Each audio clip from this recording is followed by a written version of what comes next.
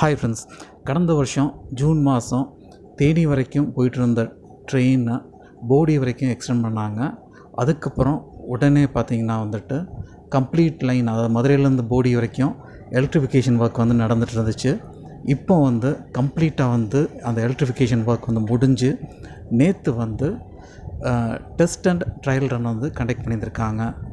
இந்த test and trial Ranil பார்த்தீங்கன்னா railway track, அது புதுசாக எலக்ட்ரிஃபிகேஷன் பண்ண லைனு, அதுக்கப்புறம் கிராசிங்கு, அதுக்கப்புறம் சேஃப்டி ப்ரொசீஜர்ஸ்லாம் எல்லாமே கரெக்டாக ஃபாலோ பண்ணியிருக்காங்களா, ஸோ இது எல்லாமே செக் பண்ணியிருக்காங்க.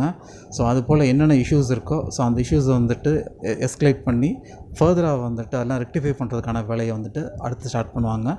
இது தவிர்த்து பார்த்திங்கன்னா தேனி பக்கத்தில் ஒரு சப்ஸ்டேஷன் க்ரியேட் பண்ண போகிறதாகவும் சொல்லியிருக்காங்க. ஸோ எல்லாமே சக்ஸஸ்ஃபுல்லாக கம்ப்ளீட் பண்ணிட்டாங்கன்னா விரைவில் Madurai to Bodi regular trains எல்லாமே எலக்ட்ரிக் ட்ரெயினாக ரன் ஆகும். ஸோ இதனால் பார்த்திங்கன்னா உங்களுக்கு